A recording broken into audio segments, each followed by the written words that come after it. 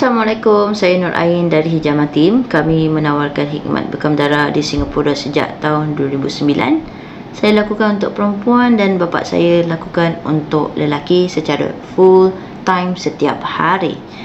Dalam video ni saya nak kongsikan kepada anda bagaimana bekam mengeluarkan darah kotor.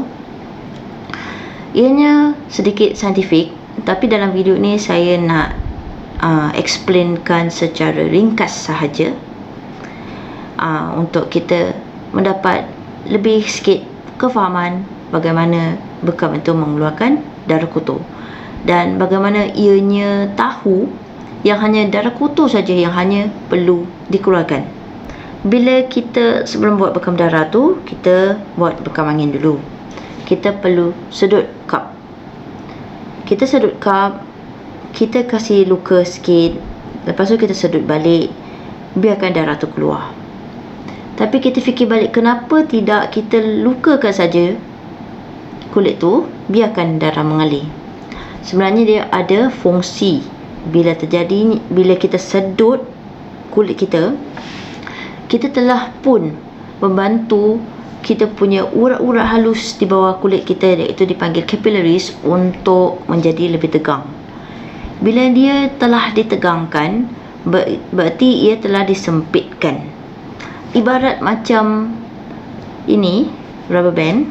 Ini adalah urat kita yang halus di bawah kulit kita. Apabila ingin disedut, dia disedut oleh kap, ia menjadi lebih tegang. Bila dia tegang, dia akan menjadi lebih sempit sebab dah ditarik. Dia tak longgar macam gini. Ia dah disempitkan apabila kita membuat sedutan dengan kap. Bila ianya telah disempitkan, tak semua sel-sel darah dapat keluar melalui kulit kita. Bila kita lihat sel-sel darah yang sihat di bawah mikroskop, ianya bentuk bulat. Sel darah merah itu tak boleh selit-selit. Sel-sel darah merah tak boleh selit di dalam urat-urat halus yang telah ditegangkan tadi. Dia tak boleh tembus keluar. Jadi, sel-sel darah merah ni tak akan keluar bila disedut. Dan bila kita lihat di bawah mikroskop, sel-sel darah merah yang dah rosak, dah mati, ianya bukan lagi bentuk bulat. Dia bentuk, dah koyak-koyak, dah bujur, dah out of shape, dah bukan bulat lagi. Dia dah tak tahu apa bentuk lagi lah. Jadi bila bentuknya begitu, dia akan dapat selit untuk keluar daripada saluran urat halus-halus yang telah kita sedut tadi dengan kap-kap bekam. Dia akan dapat keluar. Jadi dengan cara gitulah ia membantu bekam. Bila kita gunakan kap tu, dia bantu untuk melakukan penapisan. Dia filter. Tak nak keluarkan sel-sel darah bersih, nak keluarkan sel-sel darah yang dah rosak, yang dah mati, dan juga kotoran. Kotoran memang boleh disedut keluar sebab kita paksa dia keluar. Jadi yang keluar kotoran, kolesterol, lemak-lemak, hal-hal yang tidak diperlukan lagi oleh tubuh badan kita. Jika ianya dilakukan dengan cara yang betul, lukanya tidak terlalu dalam. Tak seperti ada mereka yang melakukan sayatan dan lukanya besar dan dalam sehingga kita boleh nampak isi dekat dalam tu dan darahnya keluar dengan sedutan kap. Itu dah lain cerita lah.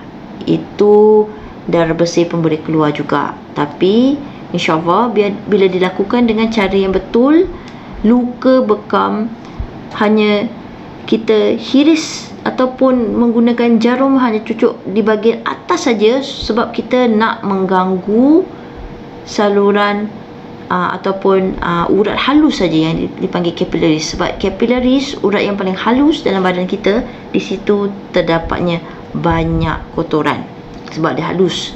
Dan bagaimana ianya membantu untuk melampaukan penyumbatan daripada saluran darah ataupun urat-urat yang dalam badan yang lebih besar-besar tu, Kita ada 3 macam urat tau. Capillaries, veins dengan arteries. Yang paling halus sekali, paling kecil sekali, yang sedang dan yang paling besar. Ia sebenarnya interconnected, iaitu semuanya bersambung. Dia connected. Jadi sekarang kita nak bantu untuk melapangkan penyumbatan, membersihkan kotoran daripada urat-urat yang halus terdahulu, iaitu capillaries kita.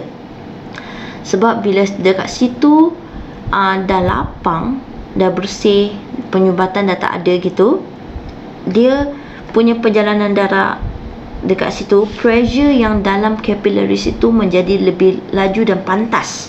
Sebab dia urat yang paling halus sekali, jadi bila lapang penyumbatannya, dia punya pressure perjalanan darah yang dalam urat halus tu menjadi lebih pantas.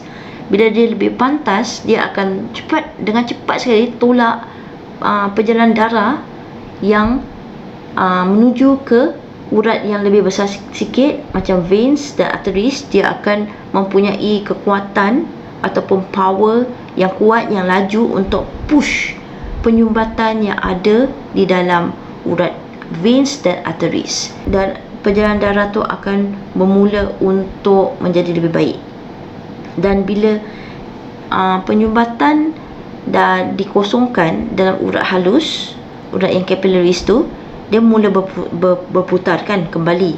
Bila dah berpusing kembali, dah pusing, jadi kotoran-kotoran yang ada di dalam urat-urat yang lebih besar akan ditolak, berpusing satu round, akan masuk kembali ke urat-urat halus yang tadi telah dilapangkan. Dan bila kita bekam, darah kotor akan keluar lagi. Kita bayangkan bila terjadinya berterusan secara rutin, kita bekam, cycle tu akan berterusan untuk meneruskan pembersihan pembuluh darah kita, untuk mengurangi penyumbatan dan melancarkan perjalanan darah.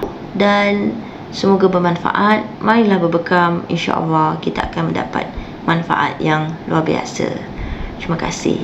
Dari Asim bin Umar bin Qatadah radhiyallahu anhu, dia memberitahukan bahwa Jabir bin Abdullah radhiyallahu anhu pernah menjenguk Al-Muqni radhiyallahu anhu. Dia bercerita, "Aku tidak sembuh sehingga aku berbekam, karena sesungguhnya aku pernah mendengar Rasulullah Shallallahu Alaihi Wasallam bersabda, sesungguhnya di dalamnya terkandung kesembuhan."